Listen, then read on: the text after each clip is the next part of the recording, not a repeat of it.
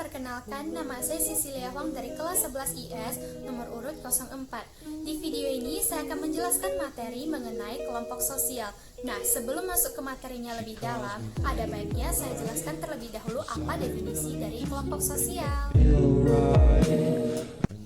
Kelompok sosial adalah himpunan manusia yang hidup bersama karena adanya hubungan timbal balik, saling mempengaruhi, serta saling berinteraksi dan melaksanakan tugas serta perannya masing-masing guna mencapai tujuan bersama.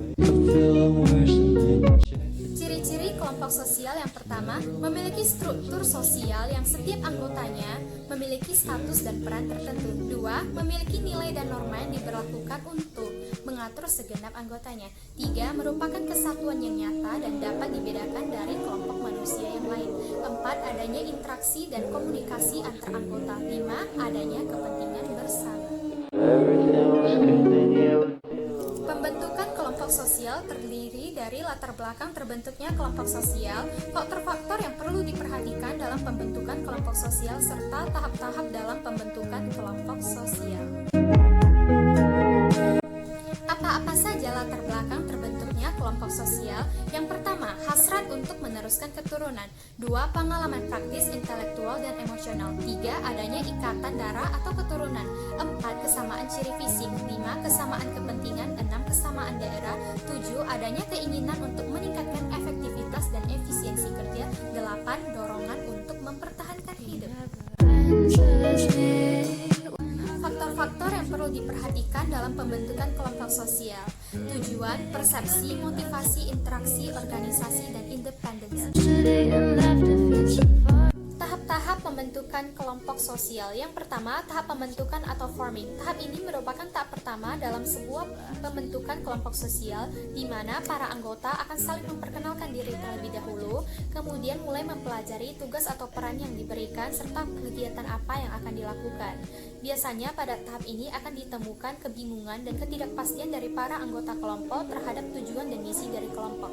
Yang kedua, tahap menghadapi konflik atau storming. Di tahap ini biasanya para anggota telah bekerja sesuai dengan tugas atau peran yang diberikan, namun cenderung masih mempertahankan pendapat mereka masing-masing dan menolak batasan-batasan yang ditetapkan oleh kelompok terhadap individu mereka. Di kelompok ini pun akan banyak muncul kemarahan, ketegangan, ketidaknyamanan, konflik, adu pendapat, perasaan menyebalkan, dan kegagalan dari para anggota kelompok.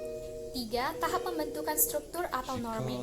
Di tahap ini sudah terjadi hubungan yang dekat antara para anggota kelompok dan sudah menetapkan aturan-aturan serta ditemukannya cara komunikasi yang baik sehingga tujuan kelompok dapat lebih mudah tercapai. Di tahap ini pula telah ditemukan banyaknya peninjauan ulang, sudah ada penjelasan lebih mengenai tujuan dan misi dari kelompok, sudah terjalin persahabatan dan kerjasama antar para anggota kelompok, serta sudah saling dapat menerima pendapat satu sama lain dan dapat mengidentifikasi kelemahan dan kekuatan satu sama lain.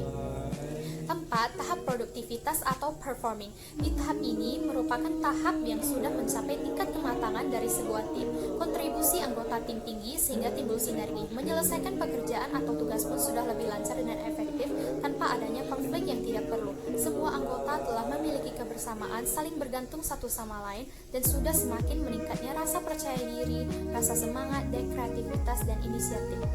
5. Tahap pembubaran atau adjourning. Tahap ini merupakan tahap akhir di mana proyek atau tugas telah diselesaikan sehingga tujuan kelompok telah tercapai dan kelompok akan membubarkan diri. Namun, kelompok dapat bersatu kembali pada tahap manapun jika terjadi suatu perubahan.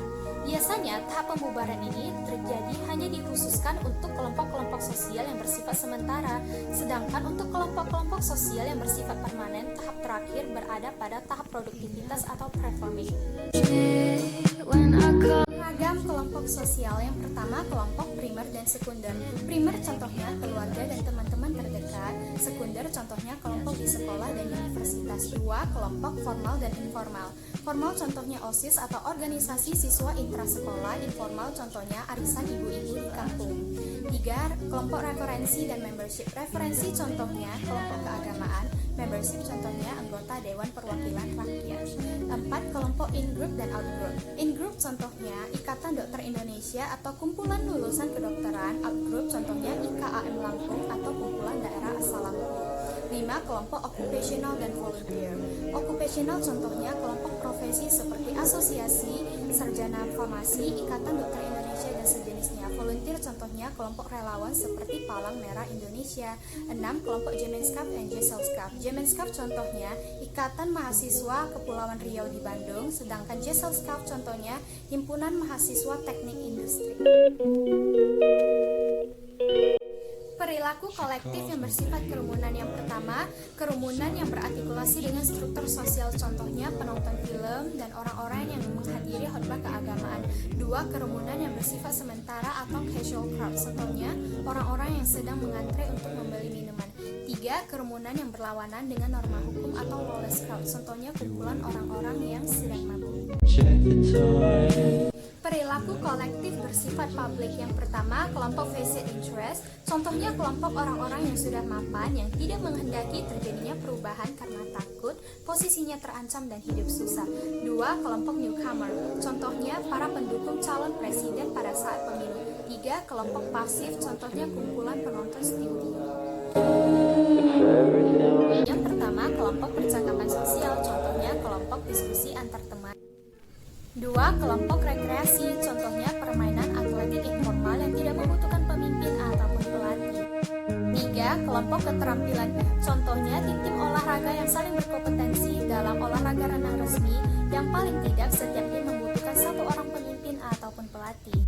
4. Kelompok pendidikan, contohnya kursus bahasa Inggris. 5. Kelompok pemecah masalah dan pengambil keputusan, contohnya kepala yayasan sekolah dan kumpulan pihak pendidik di sekolah. 6. Kelompok mandiri, contohnya kelompok orang-orang yang membela hak-hak penyandang cacat dan narkoba. 7. Kelompok sosialisasi, contohnya kumpulan orang-orang yang bekerja untuk sekelompok lanjut usia dalam sebuah rumah perawatan guna memotivasi mereka agar mau terlibat dalam berbagai macam kegiatan positif. 8. Kelompok penyembuhan, contohnya kumpulan orang-orang yang menderita kelainan jiwa. 9. Kelompok keagamaan, contohnya PBI, yaitu Persekutuan Baptis Indonesia. Sekian penjelasan dari saya mengenai materi kelompok sosial. Terima kasih telah menonton.